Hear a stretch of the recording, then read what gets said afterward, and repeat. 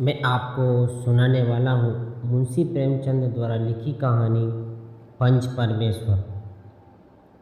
जुम्मन शेख और अलगू चौधरी दो पक्के दोस्त थे। वो हिस्सेदारी में खेती करते थे, यहाँ तक कि उनका कुछ लेन देन भी एक साथ होता था। दोनों एक दूसरे पर पूरा विश्वास करते थे। जुम्मन जब हज पर गया तो अलगू पर अपने घर की जिम्मेदारी छोड़ गया था, और जब अलगू बाहर किसी काम से जाता तो जुम्मन को अपने घर की जिम्मेदारी दे दिया करता था। अलग अलग धर्म के होने के बावजूद दोनों के बीच भाइयों जैसा प्यार था, और यही उनकी दोस्ती का मूल मंत्र भी था। जुम्मन शेख की एक बूढ़ी मौसी खाला थी, जिनके पास थोड़ी बहुत जमीन थी। जुम्मन के अलावा उसका कोई नहीं था। जुम्मन ने किसी तरीके से वो ज़मीन अपने नाम करा ली थी। ज़मीन की रजिस्ट्री जुम्मन के नाम न होने तक मौसी का खूब ख्याल रखा गया। अच्छा खाना, अच्छा व्यवहार और आदर सब मिलता था। लेकिन एक बार जब रजिस्ट्री हुई तो ये सब भी जाता रहा। जुम्मन की बीवी रोटियों के साथ मौसी को ताने देने लगी। जुम्मन शेख भी कुछ नहीं कहता। जुम्मन की मौसी को उसकी बहू ताने मारती, 2-3 बीघा ज़मीन क्या दे दी, मानो मोल ही ले लिया हो। मौसी ने कुछ दिन तक तो ये सहा, लेकिन जब उससे रहा नहीं गया तो उसने इसकी शिकायत जुम्मन से कर दी। लेकिन जुम्मन ने औरतों के मामले में दखल देना सही नहीं समझा। कुछ दिन तक तो ये सब यूँ ही चलता रहा, लेकिन जब मौसी से ये सब सहा नहीं गया तो उसने जुम्मन से कहा, बेटा अब मेरा तुम्हारे साथ निभ नहीं पाएगा। एक काम करो, मुझे हर महीने पैसे दे दिया करो, मैं अपना गुजारा कर लूँगी। जुम्मन ने बड़े ही रूखेपन से जवाब देते हुए कहा, पैसे क्या पेड़ पर लगते हैं? मौसी ने बड़े ही नर्म भाव से कहा, मेरे पास रोटी के लिए कुछ तो होना चाहिए। पर जुम्मन मुकर गया। इस पर मौसी गुस्सा हो गई और उसने पंचायत करने की धमकी दे दी। इस पर जुम्मन हंसा और बोला, हाँ ज़रूर करो, पंचायत फैसला हो ही जाए, मैं भी कब तक ये सब सहता रहूँगा। जुम्मन को पूरा भरोसा था कि पंचायत का फैसला उसके ही पक्ष में आएगा। आसपास के गांव में ऐसा कोई नहीं था जो जुम्मन के एहसानों तले दबा ना हो। कोई उससे बिगड़ना भला क्यों चाहेगा?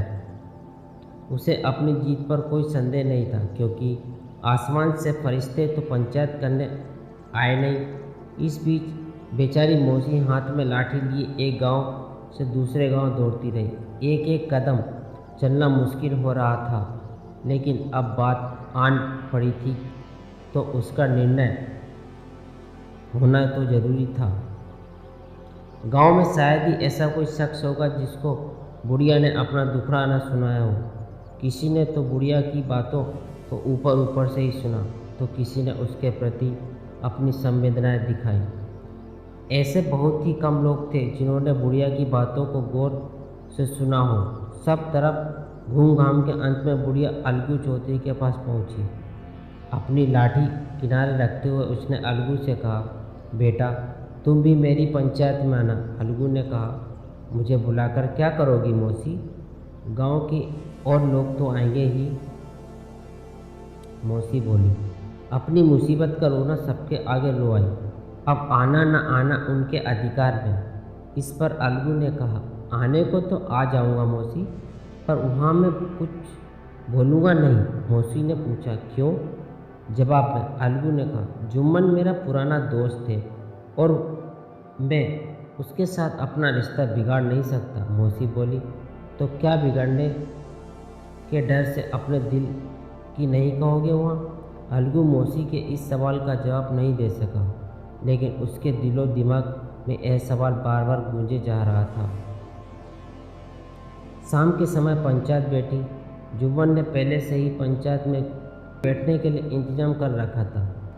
पंचायत शुरू हुई और बूढ़ी मौसी ने पंचों से निवेदन करते हुए कहा, पंचों आज 3 साल हो गए, मैंने अपनी सारी ज़मीन जुम्मन के नाम कर दी है। इसके बदले में इसने मुझे रोटी कपड़ा देना मंजूर किया था। साल भर तो जैसे तैसे काट लिया, पर अब रोज़ रोज़ का सहा नहीं जाता। अब मुझे ना तो रोटी मिल रही है और ना ही कपड़ा। अब इस उम्र में कोर्ट कचहरी जा नहीं सकती। ऐसे में तुम लोगों के सिवा मैं किसे अपना दुख बताऊं? तुम्हारा जो फैसला होगा वह मैं मान लूँगी। रामधन मिश्र, जिनके कुछ परिचित असामियों को जुम्मन ने अपने गांव में बसाया था, उन्होंने जुम्मन से पूछा, हाँ मियाँ, तुम किसी पंच को बदलना चाहो तो अभी कर लो। बाद में जो पंच कहेंगे वो फैसला तुम्हें मानना होगा। जुम्मन को फिलहाल सदस्यों में वही लोग दिखाई दे रहे थे जिनसे किसी न किसी कारण से उसका मनमुटाव था। जुम्मन ने रामधन मिश्र को उत्तर देते हुए कहा, मेरे लिए पंचों का हुक्म अल्लाह के हुक्म की तरह है, मुझे कोई आपत्ति नहीं। इस पर बूढ़ी मौसी जुम्मन से बोली, पंच किसी के दोस्त या फिर दुश्मन नहीं होते। अगर तुम्हारा किसी पर विश्वास नहीं है तो रहने दो। तुम अलगू को तो अच्छी तरह से जानते हो ना, तो मैं उसे ही सरपंच बनाती हूँ। यह बात सुनकर जुम्मन अंदर ही अंदर बहुत खुश हुआ। अपनी भावनाओं को छुपाते हुए जुम्मन ने कहा, चलो अलगू चौधरी भी ठीक है, मेरे लिए तो जैसे रामधन वैसे अलगू। अलगू ने जैसे ही यह बात सुनी तो वह थोड़ा असमंजस में पड़ गया। वो इससे कन्नी काटना चाहता था, सो वह बोला, अरे मौसी, तुम तो जानती हो कि मैं और जुम्मन बहुत अच्छे दोस्त हैं। इस पर मौसी ने थोड़ा गंभीर होते हुए कहा, बेटा, दोस्ती के लिए कोई अपना ईमान तो नहीं बेचता। पंच तो खुदा का ही नुमाइंदा होता है।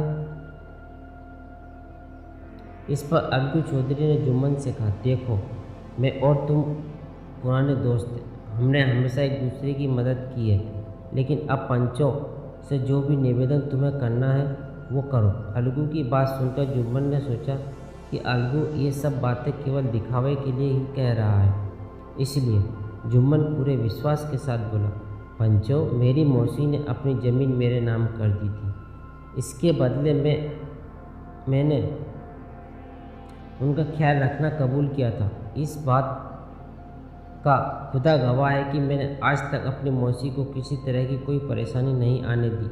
लेकिन औरतों में आपस में अनबन रहती है, इसमें मैं क्या कर सकता हूँ? इसके अलावा मौसी मुझसे अब महीने का खर्च अलग से देने को बोल रही है। इन्होंने मेरे नाम अपनी कितनी जायदाद की है ये सभी लोगों को पता है, और उससे इतना लाभ नहीं है कि मौसी का महीने का खर्च निकाल सकूं। दान पत्र में भी इस तरह के खर्चे का कोई जिक्र नहीं है।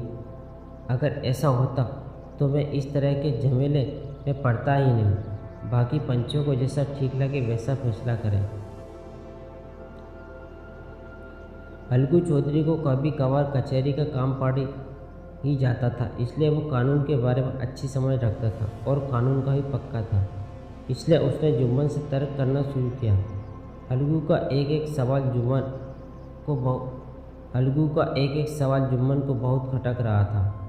वो इस बात को लेकर हैरान था कि अभी थोड़ी देर पहले तक तो वो अलगू किस तरह की बातें कर रहा था, और अब एकदम से ना जाने उसे क्या हो गया। जुम्मन अभी इसी सोच विचार में था कि इतने में अलगू ने अपना फैसला सुनाया। जुम्मन, पंचों ने तमाम दलीलों को ध्यान में रखते हुए निष्कर्ष निकाला है कि मौसी को तुम्हें हर महीने खर्च देना ही पड़ेगा। अगर तुम्हें यह फैसला मंजूर नहीं है तो जो जायदाद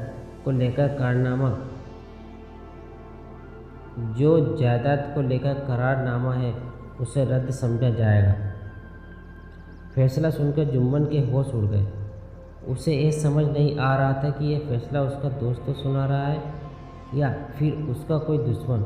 उसे ऐसा लग रहा था कि जैसे उसे किसी ने बहुत बड़ा धोखा दिया हो। अब जुम्मन को बस हर वक्त यही बात खाई जा रही थी कि वो अपने साथ हुए उस धोखे का बदला कब ले। आखिर वो दिन आ ही गया और जुम्मन को अलगू से बदला लेने का मौका भी मिल गया।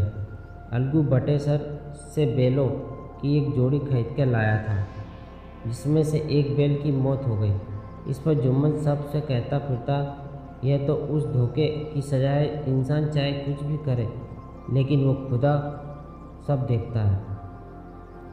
वही अलगू चौधरी को इस बात का शक था कि उसके बैल की मृत्यु ऐसे ही नहीं हुई, बल्कि हो सकता है कि जुम्मन ने बैल को जहर दिया हो।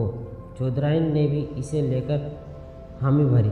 इसी बात को लेकर एक दिन चौधराइन और जुम्मन की बीवी के बीच में काफ़ी बहसबाजी हुई।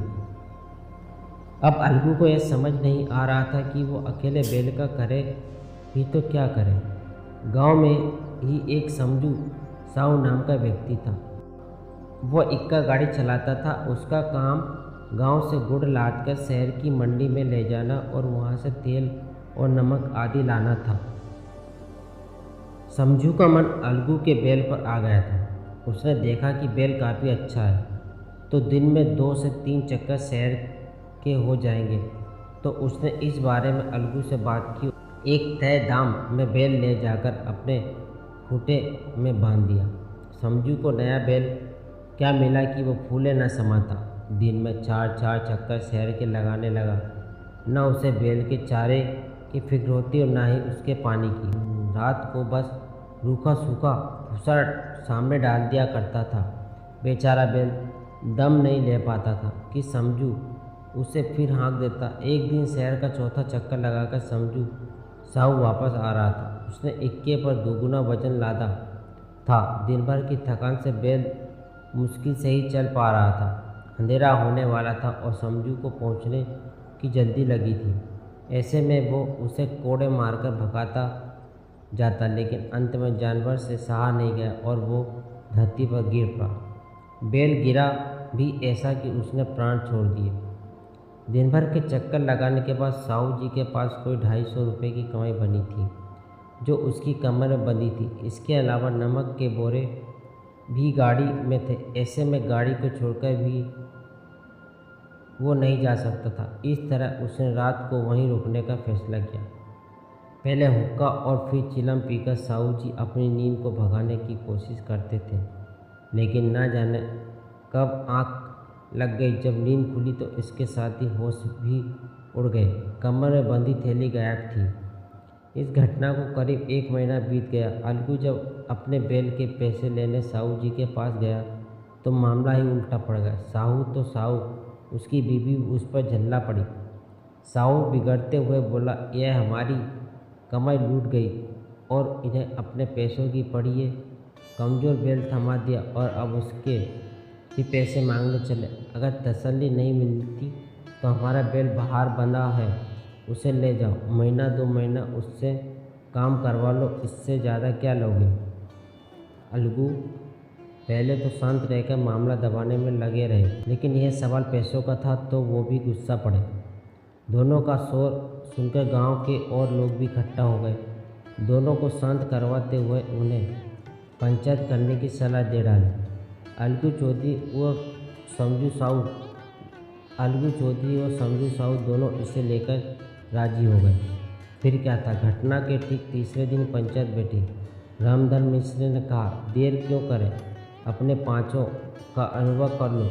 बोलो अलगू, तुम किसे पंच सुनोगे। अलगू ने कहा, समझू साहू ही इसका निर्णय लें। इस पर समझू खड़ा हुआ और बोला, मैं जुम्मन शेख को चुनता हूँ। जुम्मन का नाम सुनते ही अलगू चौधरी पीला पड़ गया। इस पर रामधन ने पूछा, क्यों अलगू, तुम्हें इस बात से कोई आपत्ति तो नहीं। अलगू ने उत्तर दिया, मुझे कोई आपत्ति नहीं। जुम्मन ने जैसे ही सरपंच का स्थान ग्रहण किया, उसके मन में यह भाव पैदा हुआ कि मैं इस वक्त धर्म के सबसे बड़े स्थान पर बैठा हूँ। मैं जो कहूँगा वो अल्लाह की आवाज़ होगी, इसलिए मुझे सत्य के मार्ग पर ही चलना है। पंचायत शुरू हुई और दोनों पक्षों से सवाल जवाब का सिलसिला भी। इस बात को लेकर सभी को सहमति थी कि समझू को बैल का खरीद मूल्य तो देना ही होगा, लेकिन 2 पंच इस बात को लेकर समझू को थोड़ी राहत देना चाहते थे, क्योंकि बैल के मर जाने से उसे भी हानि हुई थी।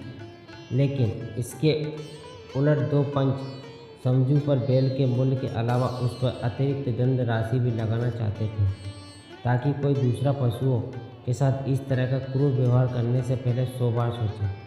अंत में जुम्मन खड़ा हुआ और फैसला सुनाते हुए बोला, अलगू चौधरी और समझू साहू पंचों ने पूरे मामले पर अच्छी तरह से सोच विचार कर यह निर्णय लिया है कि समझू साहू अलगू चौधरी को बैल के पूरे पैसे देगा, क्योंकि जब बैल खरीदा गया था तो उसे कोई बीमारी नहीं थी। बैल की मौत उस पर किए जुल्म और कड़े परिश्रम से हुई है।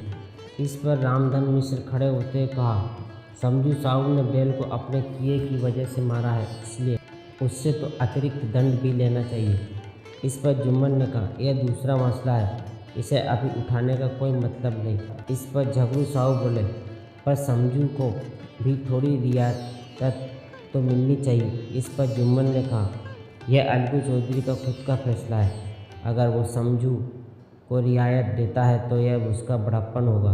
पंचों का यह फैसला सुनकर अलगू चौधरी बहुत खुश हुआ और जोर से नारा लगाते हुए बोला, पंच परमेश्वर की जय।